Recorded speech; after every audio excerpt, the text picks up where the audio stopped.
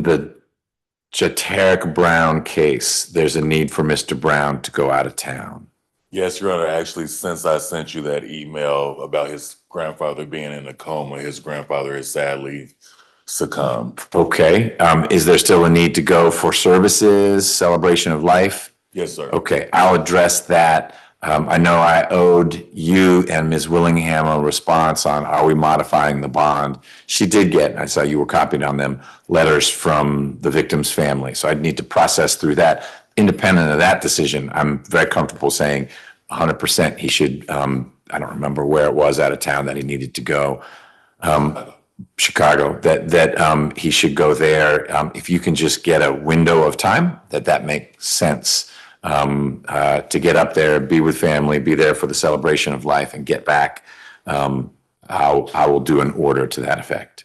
Thank you, Your Honor. I appreciate it. I know Mr. Brown does too. Okay. But we are here to talk about Ms. Scott's case. So we're going to get on the record. It's position 5 on our trial calendar, 25 SC 004011. Ms. Scott is here with her lawyer, Mr. Hines. Ms. Smith is here for the state.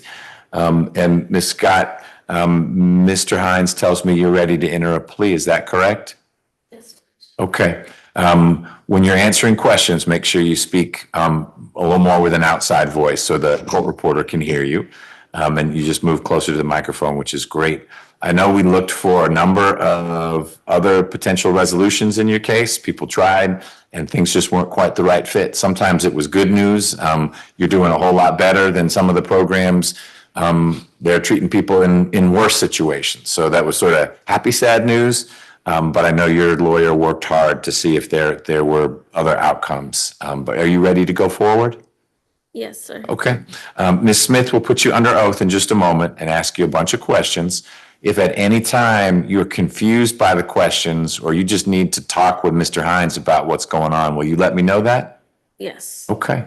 Ms. Smith? Yes, Judge, thank you. Ms. Scott, please raise your right hand.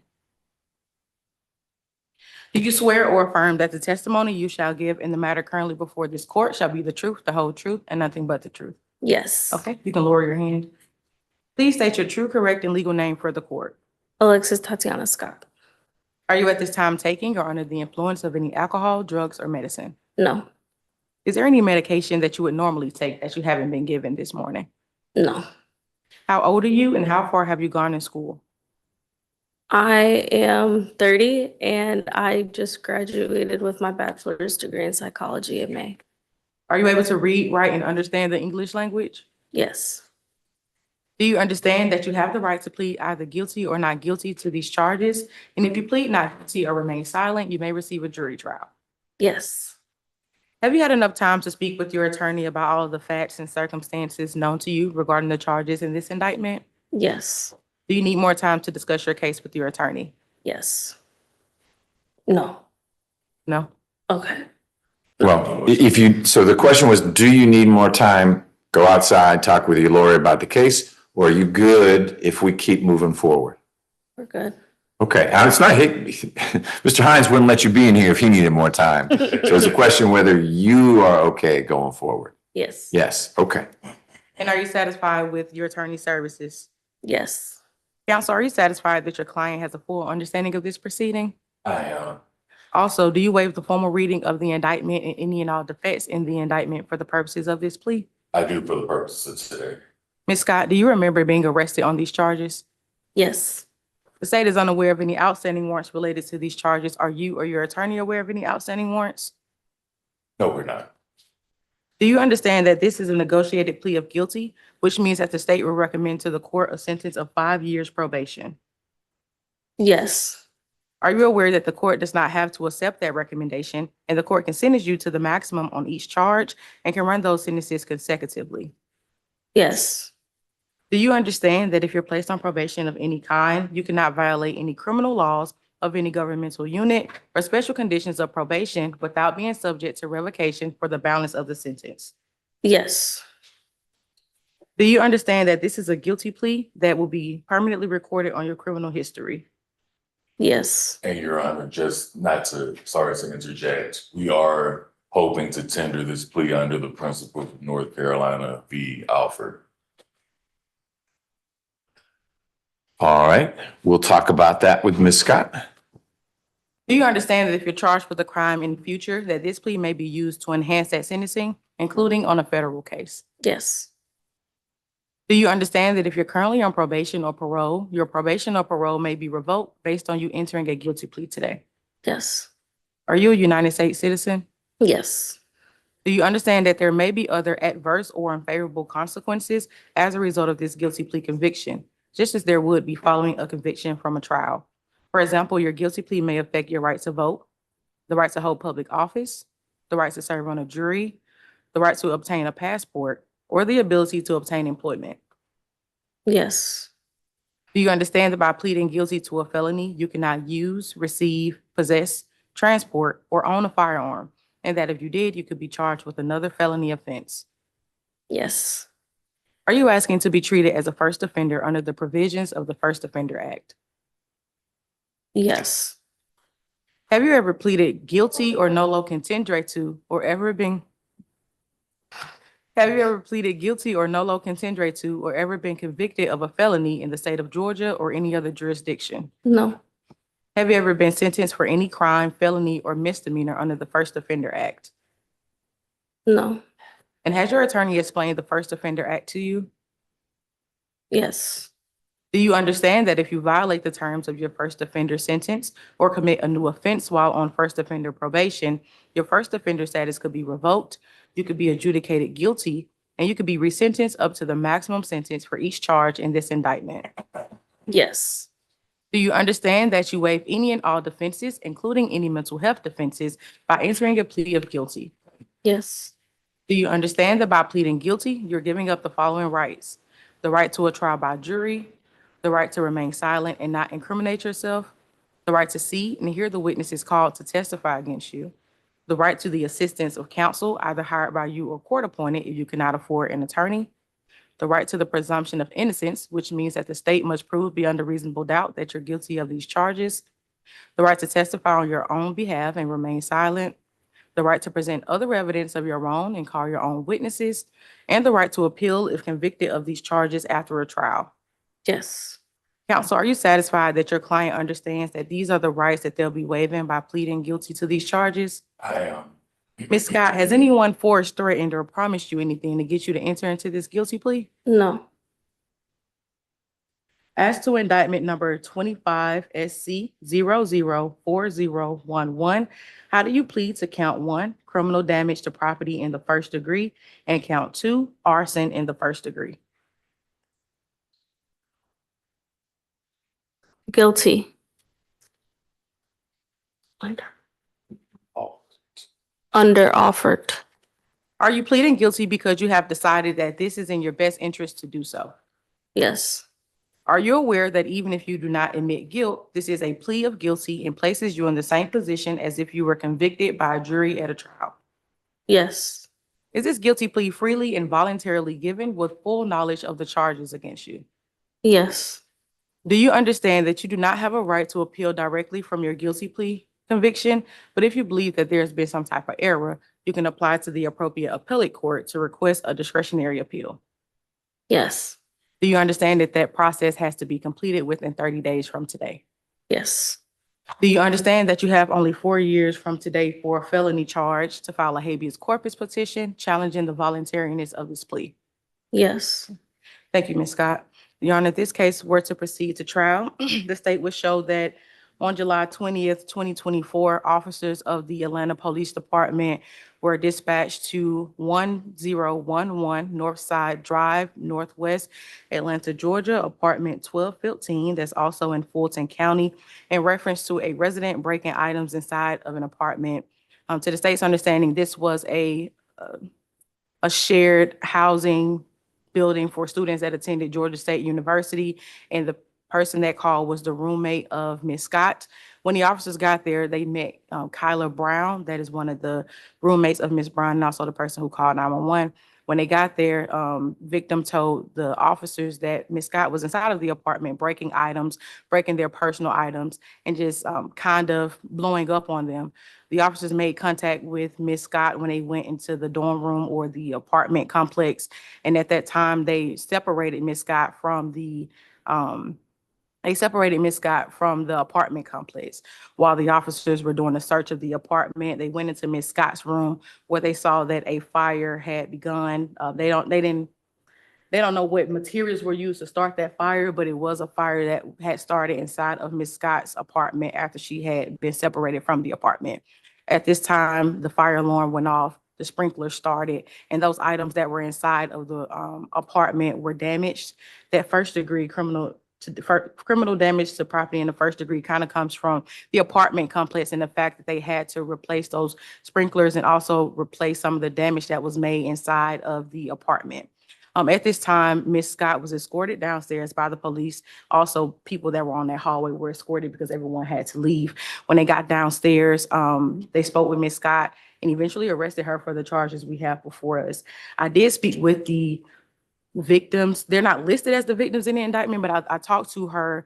Her roommates? And she told me that, well, I talked to Kayla Brown and she told me that this was an incident that was occurring with Miss Scott where she was just blowing up on them. It was something she had never really encountered before, and she was not seeking restitution at this time.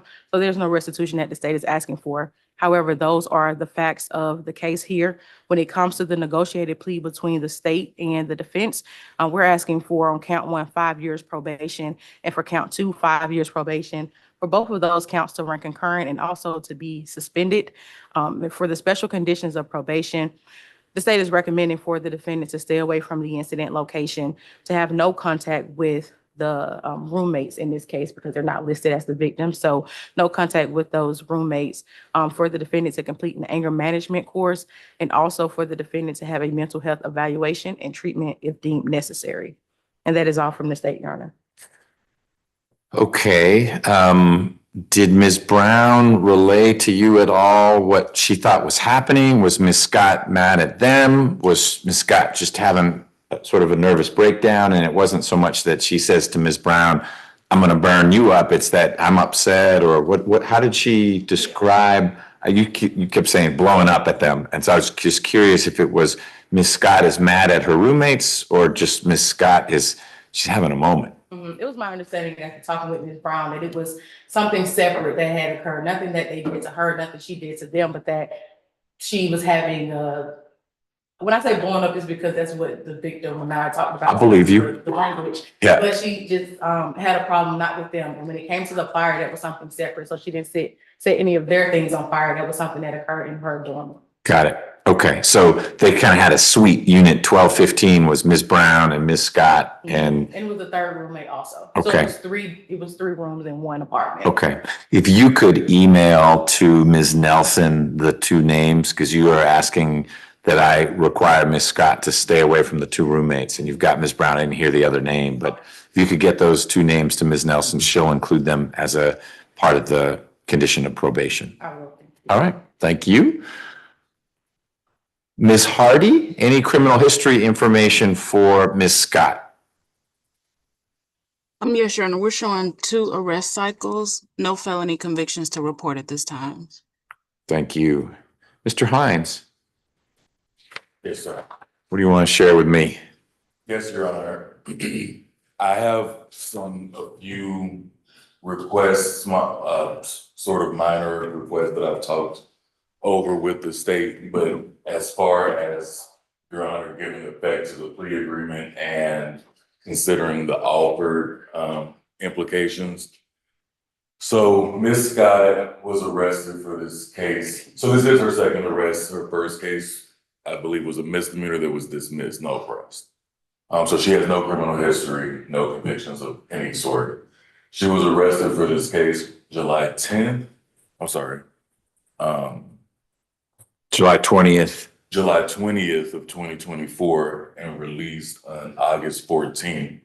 She spent that time in the Atlanta City Detention Center, and it was a very harrowing time for her first time in jail, but I also believe a transformative time for her. I was Ms. Scott's public defender back then, and when she was able to bond out after her preliminary hearing, and thereafter her case was indicted, now in private, and she hired me.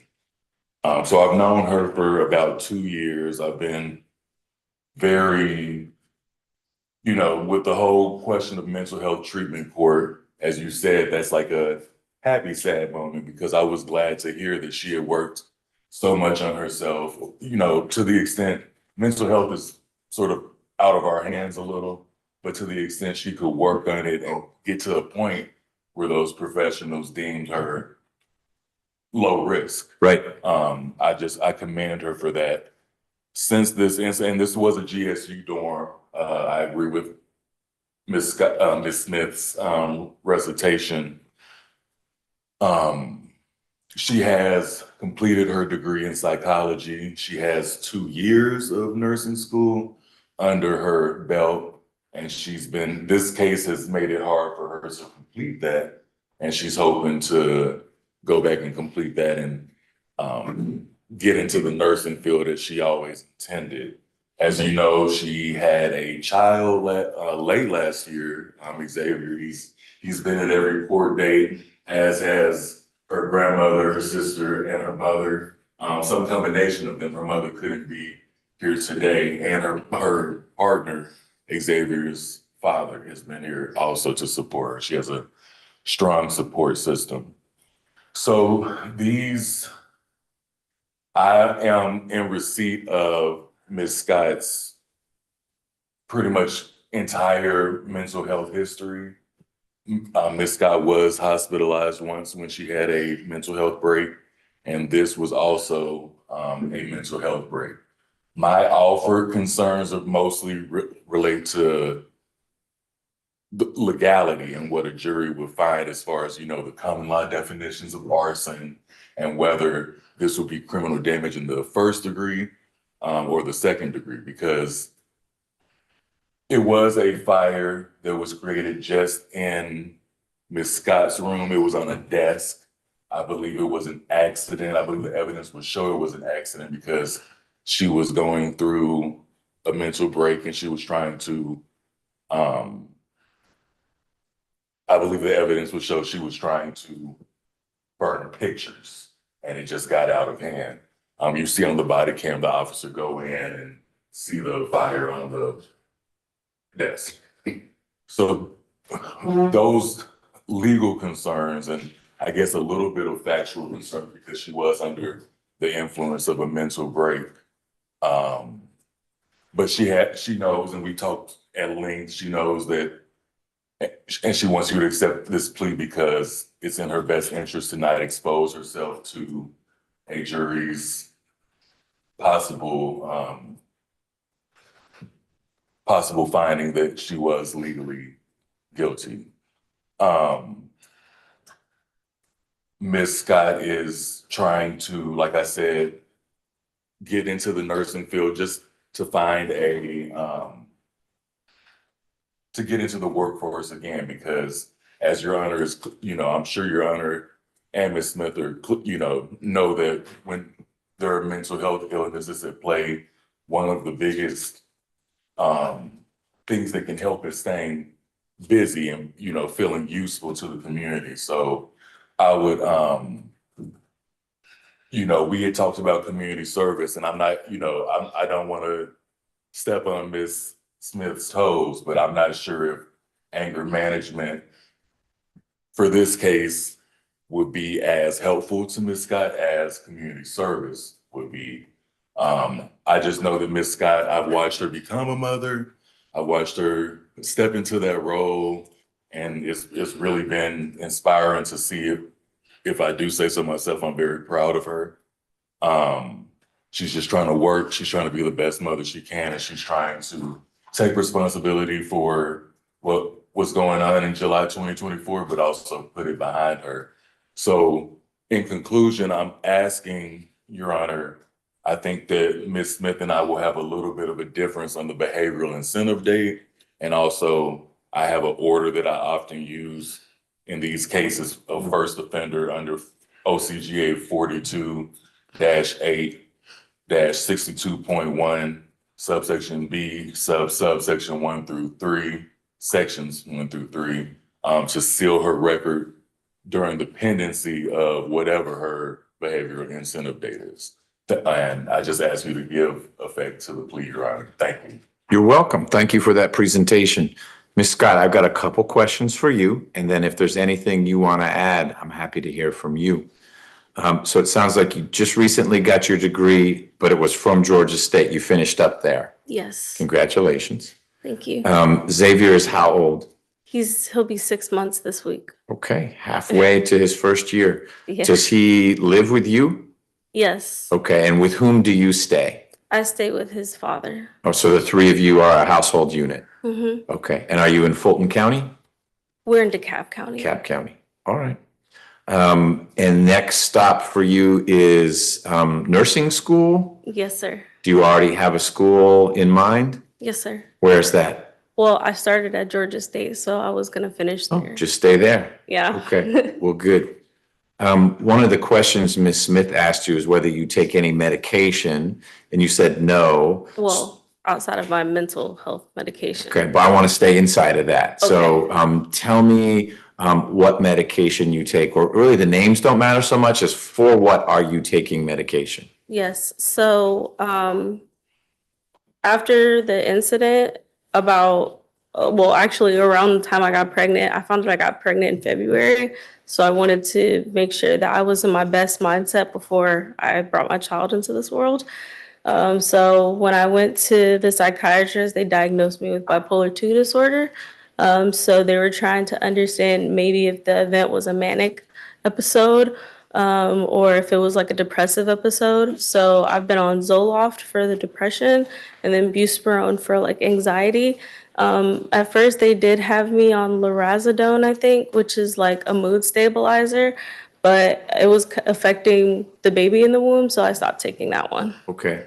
Have you started taking it again, or you're just taking the two that you mentioned? Just those two. Okay. Do you take those in the morning or at night?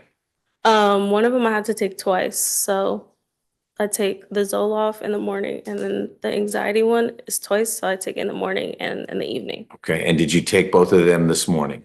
Not this morning. Okay. Does the fact that you didn't take the medicine make it hard for you to understand what we're doing here? No, because I'm also pumping, I try to be careful of the medication because it's messing with my lactation. So that's why I haven't taken it. Okay, and I'm not criticizing you not taking it. That's you're going to manage it in the right way as long as you're taking good care of your mental health. I need to make sure that the fact that you did not take it isn't leaving you overly anxious so you don't understand what's going on or feeling manic or anything like that. Do you feel like you've understood what we've been talking about? Yes, sir. Okay. Do you have anything you want to add?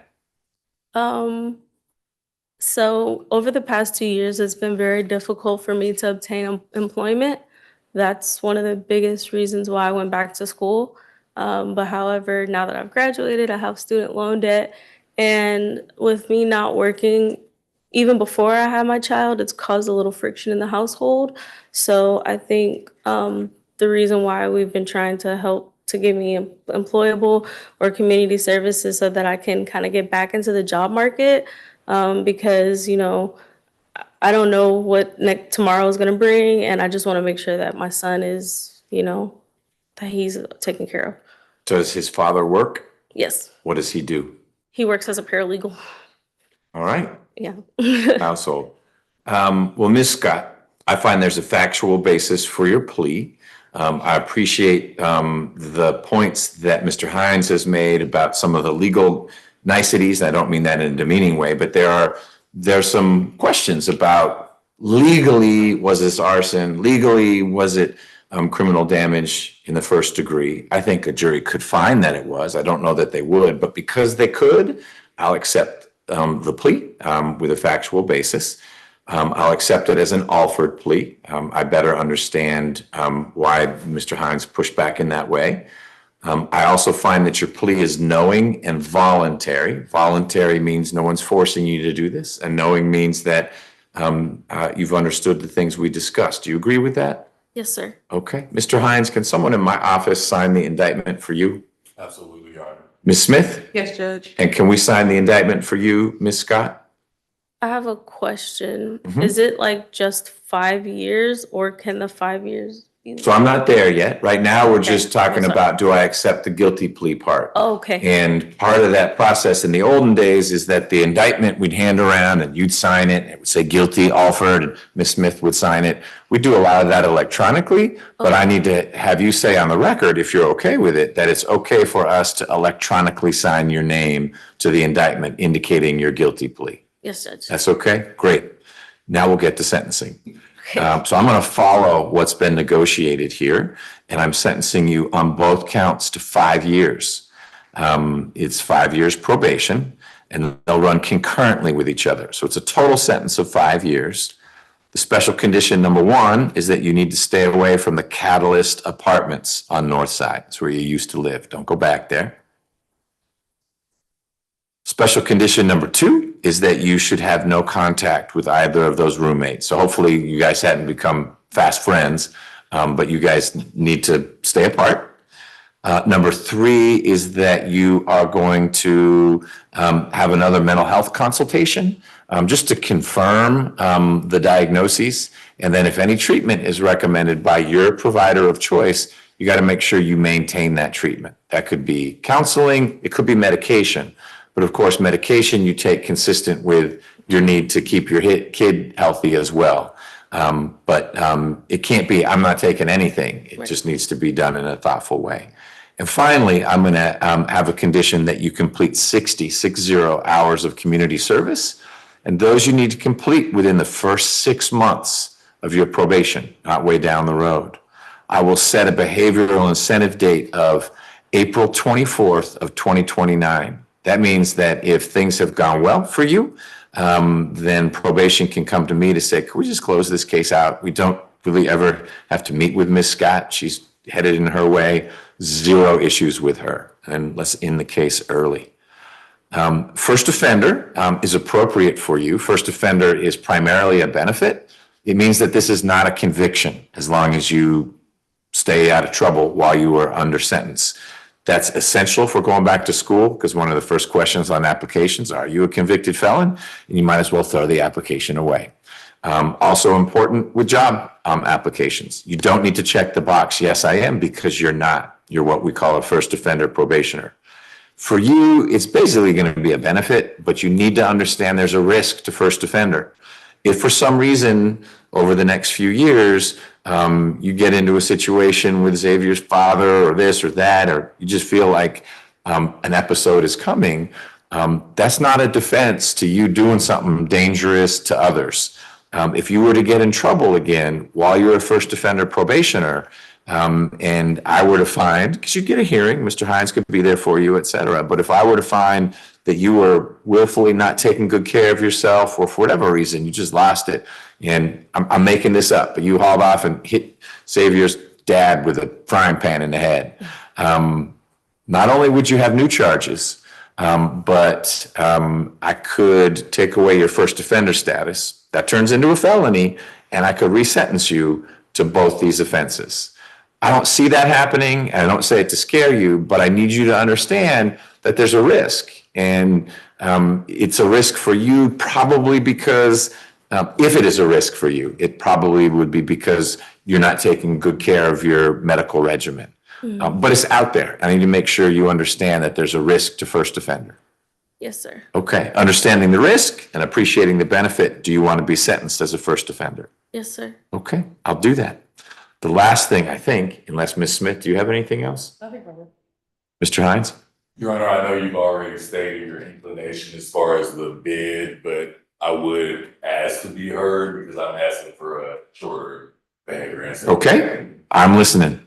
Yes, Your Honor. So reiterating everything I already said about Ms. Scott's progress and what she said as well, I would just say, as you know, Your Honor, the previous posture of this case was that it would be dismissed after, if accepted, if Ms. Scott was accepted, the case would be dismissed after mental health treatment court. And then after that, the understanding was that it would be, if Ms. Scott was accepted, it would be dismissed after diversion. So I'm asking that we have a behavior incentive date more in line with that instead of 3 years before she can get off, closer to 1 year, Your Honor. Got it. I appreciate that perspective. I'd probably tether that to more like 18 months to 24 months if I were linking it that way. I'm gonna keep it at 3 years, but I'll tell you this, Ms. Scott, I suspect you'll quickly turn into an unsupervised probationer because you're gonna be just fine. And so there are steps that probation will take as they ratchet back. At first, they're gonna wanna know what's going on in your life. They need to see where you're living, make sure everything's going okay. But if you continue to be no nonsense and no trouble for them, then they'll pivot to, let's just make this you phone in. And then let's just make it, you know what, we're not even supervising you. If you get arrested, we'll learn about it. And those are all good steps to be taking towards then ultimately, let's just terminate it early. So I'm going to leave it as is, but I appreciate the argument. The last thing we need to do is give you reporting instructions. Because you live in DeKalb, I think you have to report in Conyers. That's where their office is. But Ms. Simpson is going to meet with you outside and give you, she's probably going to need to get a little contact information from you, but she's going to give you a time and place you need to be. Do not miss that intake appointment, because if you're not there, they give you maybe 1 or 2 phone calls and then they just send me a warrant. So make sure you make that appointment.